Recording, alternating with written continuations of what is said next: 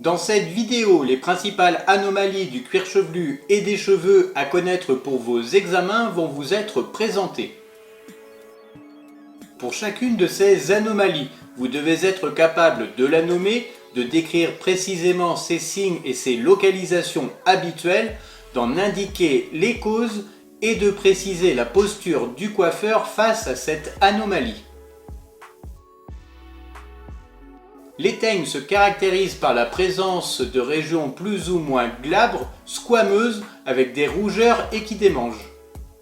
La teigne est causée par des champignons microscopiques se développant sur la peau. Attention, la teigne est contagieuse, il ne faut donc pas coiffer la personne. L'emploi de produits antifongiques est recommandé. La gale est une maladie qui touche les régions plus ou moins glabres, qui présentent alors des rougeurs et des vésicules. Ces zones démangent fortement, surtout la nuit. Elle est due à la présence d'un parasite nommé sarcopte de la gale. Attention, la gale est également contagieuse. Il ne faut donc pas coiffer la personne.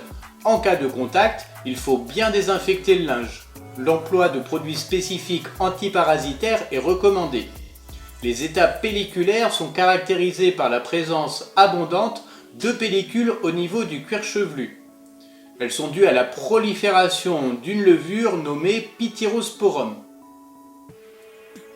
Il existe deux types de pellicules. Les pellicules sèches, qui sont blanches et se décollent facilement du cuir chevelu, nommées pityriasis simple. Et les pellicules grasses, qui sont jaunâtres, lourdes, collantes aux cheveux, nommées pityriasis stéatoïde. En cas de présence de pellicules, il faut utiliser des produits adaptés et pour éviter leur recrudescence, il faut éviter la chaleur, l'humidité et les brossages répétés. La pédiculose est simplement le nom scientifique au fait d'avoir des poux. Les signes sont donc la présence de poux et de lentes qui sont leurs œufs, ainsi qu'une forte sensation de démangeaison. La cause est bien évidemment la présence de poux, dont le nom scientifique est Pediculus capitis, d'où le nom pédiculose. La pédiculose est contagieuse, il ne faut donc pas coiffer la personne. Des produits insecticides peuvent être utilisés pour tuer les poux. La séborrhée désigne une sécrétion importante de sébum et donc se caractérise par une abondance de sébum à la surface de la peau. Cela entraîne un toucher gras et une brillance. Elle est due à une suractivité des glandes sébacées. Pour la limiter, il faut utiliser des produits adaptés, éviter la chaleur ainsi que les brossages répétés. A l'inverse, l'hyposéborrhée cause des cheveux secs et cassants. Elle est due à un manque de sébum qui peut avoir différentes causes, telles qu'un lessivage trop fréquent de la peau ou encore des troubles hormonaux.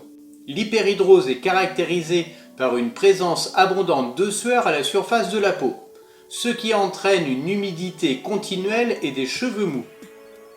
Elle est due à une suractivité des glandes sudoripares et crines. L'hyperhidrose peut être limitée par l'utilisation de produits adaptés tels que des déodorants capillaires. Il faut également éviter la chaleur ou encore le stress qui sont des facteurs aggravants. Et une nouvelle fois à l'inverse, l'hypohidrose entraîne des cheveux secs et le développement de squames. Elle est due à un manque de production de surécrine. Les signes d'un psoriasis sont la présence de plaques érythémato-squameuses aux squames blanchâtres, qui peuvent démanger. Il est fréquent au niveau du cuir chevelu, mais également au niveau des articulations. Le psoriasis est dû à un renouvellement épidermique trop rapide. Il n'est pas contagieux.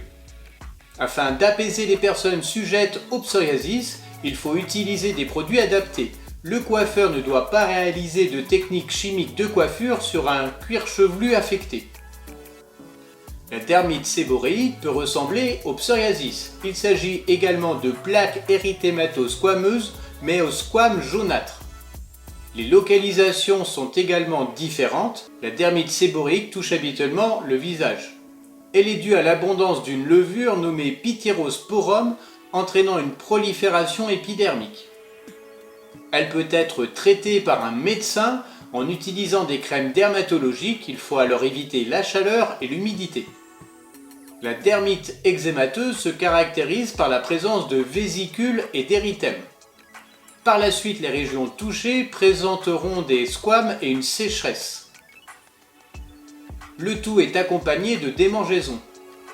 La dermite eczémateuse est une réaction allergique.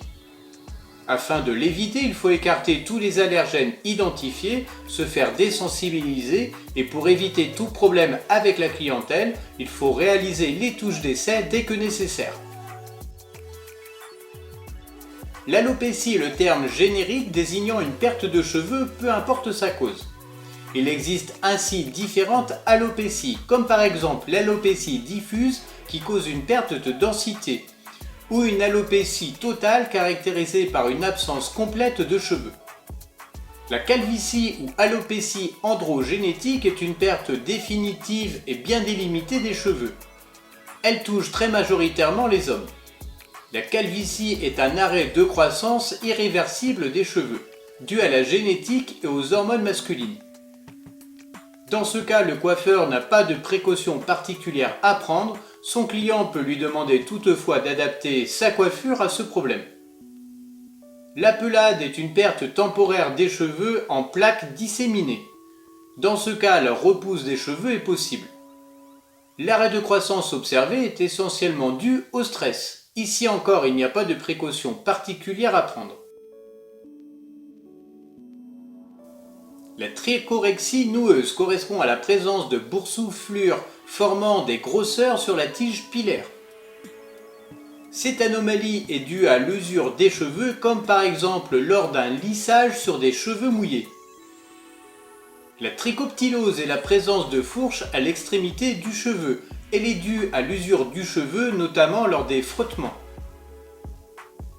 La trichoclasie peut être une complication de la trichoptilose. Elle se caractérise par la présence de très nombreuses fourches au bout des cheveux. Elle est également due au frottement. La trichonodose correspond à la présence de nœuds le long de la tige pilaire. Ces nœuds se forment lors des mouvements des cheveux ou lors des coiffages. Le pili-torti est caractérisé par une forme torsadée des cheveux, ce qui les rend plus fragiles. Cette anomalie est souvent la conséquence du développement d'autres maladies. Les cheveux laineux sont des cheveux fins et très frisés prenant l'aspect de la laine. Cette anomalie a une origine génétique. L'albinisme est caractérisé par une blancheur corporelle généralisée affectant la peau, les poils, les cheveux et les yeux. Son origine est génétique due à l'absence de tyrosinase qui est l'enzyme nécessaire à la production de mélanine. L'acanicie correspond au blanchissement des cheveux en vieillissant. La cause est donc le vieillissement qui conduit à la disparition progressive des mélanocytes. Le piébaldisme correspond à la présence d'une ou plusieurs mèches de cheveux blancs. Son origine est congénitale en apparaissant dès la naissance. Le flavisme est le jaunissement des cheveux blancs. Il est dû à l'oxydation de la kératine par l'action combinée de l'oxygène de l'air et des rayons UV. Le pili annulati correspond à la présence d'une alternance de bandes de couleurs différentes le long de la tige pilaire. Son origine est congénitale. Le coiffeur ne doit pas nommer précisément les anomalies qu'il observe à ses clients et encore moins proposer des traitements sous peine d'exercer illégalement la médecine. Ce qui est défini par les articles L4161 du Code de la santé publique.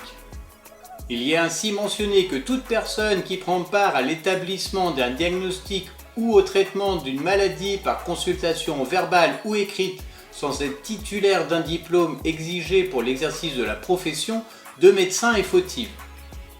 Cet exercice illégal de la médecine peut être sanctionné de 2 ans d'emprisonnement et de 30 000 € d'amende. Il peut être également prononcé une interdiction temporaire ou définitive d'exercer une ou plusieurs professions régies par le Code de la santé ou celle qui l'a conduit à l'infraction. Pour limiter le risque de contamination dans le cas des maladies contagieuses ici présentées, le coiffeur doit respecter scrupuleusement les règles d'hygiène liées à son métier. à savoir bien désinfecter voire stériliser le matériel entre chaque client, changer et laver le linge entre chaque client et se laver les mains régulièrement. Vous appréciez mes quiz et mes leçons, alors n'hésitez pas à télécharger les cours en cliquant sur le lien présent sous la vidéo.